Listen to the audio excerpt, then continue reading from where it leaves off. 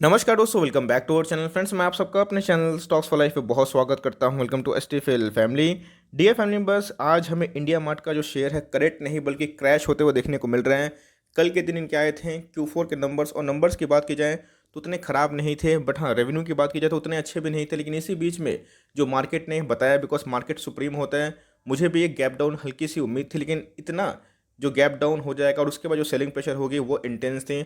Although आज Nifty में भी गिरावट देखने को मिल रही है और बैंक निफ्टी भी आज अच्छा खासा लाल है, तो वो जो सेल ऑफ है और ट्रिगर हो चुका है। गाइस, मेरे पोर्टफोलियो का स्टॉक है मिड कैप कैटेगरी का, बी टू बिजनेस में गाइस ये मार्केट लीडर कहा जाता है। अब प्रश्न दोस्तों इधर पे ये आता है, क्या हमें निवेश करना चाहिए, ये गिरावट की अपॉर्चुनिटी बन रही है, या फिर इधर से माल बेच के निकल जाना चाहिए। अब दोस्तों मैं अपनी बात बोलूँ तो मेरे पोर्टफोलियो का स्टॉक है, मेरे पैसे दोस्तों अभी भी 2 गुना के समान हमें देखने को मिलते हैं। तो इधर पे हमारी अप्रोच क्या होगी, मैं क्या करने वाला हूँ, और उसमें गिरावट कब थमेगी, चार्ट पे कंडीशन क्या इमर्ज हो रहा है और असल में गिर क्यों रहा है। चलिए गाइस, इसका पता लगाना का कोशिश करेंगे, जहाँ पे आपको ओनली न्यूज़ मिलेगी और जेन्युइन न्यूज़, और आप बेटर डिसीजन ले पाओ। यही मेरी छोटी सी कोशिश है। चैनल फर्स्ट टाइम होंगे सब्सक्राइब कर सकते हैं इस तरह क्वालिटी कंटेंट को सबसे पहले एक्सेस करने के लिए। Now without dealing any for time, let's begin. तो गाइस, आप देख सकते हैं कि अगर मार्केट की बात की जाए तो अभी मार्केट बंद होने में 45 मिनट्स का समय बाकी है, मैंने बताया। लेकिन इसी बीच में दोस्तों 9% के लगभग गिरावट देखने को मिल रही है। आज के लोग की बात की जाए 79400 दोस्तों ये लगा रहा था, 10% के आसपास गिरावट देखने को मिली थी। जैसा कि मैंने एक्सपेक्ट किया था, ये गैप डाउन ओपनिंग की उम्मीद है। बिकॉज अगर आप ईयर ऑन वाइज देखें तो प्रॉफिट ठीक था, लेकिन थोड़े से हमें जो नंबर्स थे रेवेन्यू के वाइज में वो जंप होते हुए देखने को नहीं मिले। लेकिन दोस्तों ईयर ऑन ईयर बेसिस में ये नंबर्स आपको चेंज होते हुए देखने को मिलेंगे। मैं दिखाऊंगा आपको कि कैसे नंबर चेंज हो रहे हैं। लेकिन आप देखें उसके बाद जो सेलिंग प्रेशर हुआ है, इसका मतलब कोई बड़ा पार्टी है जो अपने सेल को स्टॉक को दोस्तों सेल कर रहा है, और यहाँ पे थोड़ा बिकवाली का प्रेशर देखने को मिल रहा है। लेकिन दोस्तों अगर ओवरऑल चार्ट की बात की जाए तो भाई इतना रनअप किया है, तो भाई कभी कभी कोई क्वार्टर ऐसा आता है जहाँ पे ये रनअप पे पॉज लगता है और उसके बाद डाउन ट्रेंड स्टार्ट होता है। तो क्या दोस्तों डाउन ट्रेंड स्टार्ट हो चुका है? अगर होता भी है तो कौन से लेवल पे डाउन ट्रेंड स्टार्ट होगा, चलिए उसको भी डिस्कस कर लेंगे। वैसे ये है आपके सामने फैक्ट, और कल के दिन जो नंबर्स थे उसको मैंने बारीकी से पढ़ा था। लेकिन दोस्तों इधर पे बताना ज़रूरी है, क्योंकि अगर आप नंबर्स को देखें तो नंबर्स ऐसा उतने भी खराब दिखाई नहीं पड़ रहे हैं। अगर आप देखें टोटल इनकम जो ये लास्ट ईयर में हमें देखने को मिला था 180 करोड़ के आसपास, सब रुपीज़ इन मिलियंस हैं। अभी दोस्तों 185 के लगभग देखने को मिल रहा है, मीन्स ये मोर लेस फ्लैट बोल सकते हैं। लेकिन ध्यान रखिएगा दोस्तों, ये होता है रेवेन्यू फ्रॉम द ऑपरेशन, कि भाई रेवेन्यू फ्रॉम द ऑपरेशन क्या देखने को मिल रहे हैं। तो गाइस ये पहले 1658 था, अभी कितना हो चुका है 1790। और प्रीवियस क्वार्टर की बात की जाए तो वहाँ से भी दोस्तों हमें 1729 के लगभग दिखाई पड़ रहा है। अदर इनकम में 245 रुपीज़ इन मिलियंस ऐड हुआ था, जिसकी वजह से ये आपको टोटल रेवेन्यू बढ़ते हुए दिखाई पड़ रहा है। बट ऑल्दो अगर बात की जाए तो जो इनके ऑपरेशन फ्रॉम द रेवेन्यू है वो बढ़ते हुए दिखाई पड़ रहे हैं। तो मेरे हिसाब से जो जंप है माइनर सा है, लेकिन जिस हिसाब से B2B बिजनेस है और ऑनलाइन प्लेटफॉर्म में जो इनके फ़ायदा की उम्मीद थी कि इनके रेवेन्यू और बढ़ेंगे, उतना दोस्तों कमाल नहीं कर पाया है। लेकिन इनके जो पैड थे प्रॉफिट आफ्टर टैक्स, उसमें अच्छा खासा हमें जंप देखने को मिल रहा है, जिसकी वजह से अगर आप देखें तो जो इनके पैड थे पहले 40 करोड़ के लगभग, अभी हो चुके हैं 54 करोड़ के आसपास, जो खराब बिल्कुल भी नहीं है। लेकिन जैसे मैंने बताया कि हमें क्वार्टरली की बात की जाए तो उसमें गिरावट देखने को मिल रहा है। तो भाई 1-2 क्वार्टर होता है जहाँ पे टैक्स अचीवमेंट होता है, एम्प्लॉय कॉस्ट होता है। आपने देखा कि SCL टेक बहुत अच्छी कंपनी है, सेम उसमें भी वही गिरावट का पैटर्न देखने को मिल रहा है। क्यों? तो उन्होंने एडजस्टमेंट किया था, खर्च बढ़े थे, तो भाई यही इनके एक्सपेंसेस की वजह से इनके प्रॉफिट डिक्लाइन हुए। लेकिन दोस्तों इसी बीच में ये नंबर्स याद रखिए खराब नहीं है। मार्केट को एक्सपेक्टेशन होता है तो भाई वो तो होता ही है, लेकिन जिस हिसाब से कंपनी है, कंपनी ने दोस्तों कोई खराब नंबर पोस्ट नहीं किए हैं, इस बात को आप नोट करके चलें। और दोस्तों इसका अंदाजा आपको इससे समझ में आ जाएगा, जैसे मैंने बताया कि एक कंक्लूजन से, एक मैच से आप कोई प्लेयर को आइडेंटिफाई नहीं कर सकते कि उसमें पोटेंशियल है फिर नहीं है, उसको आपको चांस देना पड़ेगा। तो अगर आप देखें 18, 19, 20 और 21, अगर 21 की बात की जाए जो अभी हमें मार्च एंड देखने को मिल रहा है, तो उसमें 4 क्वार्टर होता है, उसका समूह होता है। तो अगर आप देखिए 2020 से 2021 में दोस्तों अगर देखिएगा तो रेवेन्यू फिर भी बढ़ा है, इस बात को आप नोट कर लीजिए। जो 2020 में कितना था 707 करोड़ था पूरा रेवेन्यू पूरी कंपनी का, अभी कितना हो चुका है 756 रुपीज़ इन करोड़। ऑल दो उतना माइनर जंप मतलब मेजर जंप देखने को नहीं मिल रहा है जितने हमें 18-19 में देखने को मिल रहे थे। लेकिन गाइस आने वाले एक साल जिस हिसाब से कोरोना है, इनके बिजनेस के लिए बहुत ही बेनिफिट होगा। और आप देख सकते हैं कि इनके प्रॉफिट जो पहले कितने थे 147 रुपीज़ इन करोड़, अभी कितने हो चुके हैं केस में 279 रुपीज़ इन करोड़। मतलब कंपनी में प्रॉफिटेबिलिटी बहुत तेज़ी से बढ़ रही है, इस बात को आप नोट कर ले। तो ईयरली वाइज पे देखें लॉन्ग टर्म निवेशकों के लिए घबराने की बात नहीं है, क्योंकि सालाना इनकी परफॉर्मेंस अच्छी है और सालाना प्रॉफिट भी अच्छा है। लेकिन शॉर्ट टर्म में स्टॉक मार्केट है तो वोलेटाइल ऑफ कोर्स रहेगा। लेकिन दोस्तों यही गिरावट आपको लॉन्ग टर्म का निवेश का मौका भी देता है, इस बात को आप नोट कर लीजिए। बिकॉज यही स्टॉक आपको 2000 के लगभग दिखाई पड़ रहा था, और उसके बाद दोस्तों ये स्टॉक 5 गुना भाग चुका था 10,000 10,000 के लगभग गिरे तो मौका का सबक हो सकता है, ऐसा मैं क्यों बोल रहा हूँ बताऊंगा। लेकिन मार्केट कैप की बात की जाए तो भाई 24,000 करोड़ की मार्केट कैप है। और दोस्तों इधर पे आप देखिएगा कि इंडस्ट्री पी 182 के लगभग है, इनका पी मात्र 89 के आसपास हमें देखने को मिल रहा है। तो गैस ये कोई हवाबाजी नहीं है, आप सीधा देख सकते हैं कि अगर प्रोमोटर की बात की जाए तो प्रोमोटर के पास 49% स्टेक हमें देखने को मिलते हैं। इसमें हमें QIP देखने को मिलता है, नॉट रॉन्ग। उसके बाद स्टॉक का प्राइस भागा था, ये होता है। और उसके बाद अगर आप देखें तो क्लियर कट दोस्तों आपको जो FIAs है उसका अच्छा खासा इंटरेस्ट देखने को मिल रहा है। FIAs ने 11% से अपने स्टेक को 27 कर लिया। तो आप समझ सकते हैं कि FIAs की कितनी तगड़ी रिसर्च है।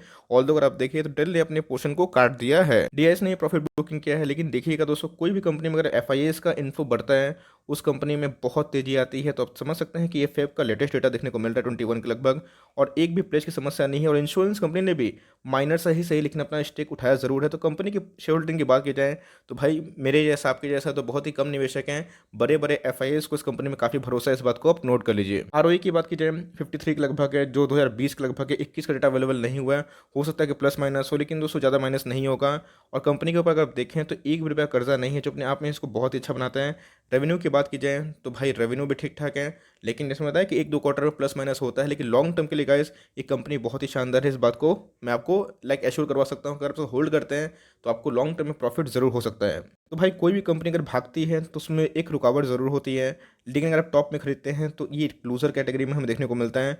आप देखिए पिछले कुछ समय से कंपनी के परफॉर्मेंस काफ़ी अच्छे हो रहे थे, तो भाई एक बहाना तो चाहिए था। तो क्वार्टर रिजल्ट एक बहाना बन के हमें देखने को मिल रहा है। तो अगर आप देखें तो अभी के लगभग में सपोर्ट खाता वो दिखाई पड़ रहा है। तो ये 1 मंथ के चार्ट में दोस्तों मैंने बताया, बिकॉज अगर आप लिस्टिंग की बात की जाए तो 2 साल के आसपास ही लिस्टिंग देखने को मिल रही है, जो कि बहुत ही नई देखने को मिलती है। और वॉल्यूम्स आपको समझ में आ गया कि कोई बड़ा पार्टी है जिसने भाई अपने माल को सेल किया है, बिकॉज पिछले कुछ समय से इस कंपनी ने अच्छा खासा प्रॉफिट बनाया था। 7,500 600 के लेवल से 8,800 भी चला गया था, तो बहुत हज़ार रुपये का प्रॉफिट हो गया था। तो बहुतों को लगा शायद हो गया होगा। तो अभी भी मार्केट बंद होने में जैसे मैंने बताया कि 45 मिनट्स आधा घंटा समय बाकी है, तो ये डेटा चेंज होते रहता है। तो अगर आप देखें तो बॉलिंजर बैंड के एकदम मीडियन पे खड़ा है। मेरे हिसाब से ये अल्टीमेट एक सपोर्ट बन सकता है। अगर इसको तोड़ता है गाइस तो ये जो टूटना अपने आप में घातक हो सकता है। तो हम फर्दर और 4-5% गिरावट एज्यूम कर सकते हैं। बट मेरे हिसाब से अगर आपको एंट्री लेनी है तो जी हाँ दोस्तों, बहुत ही आइडियल लेवल है अभी के लेवल पे एंट्री करने के लिए।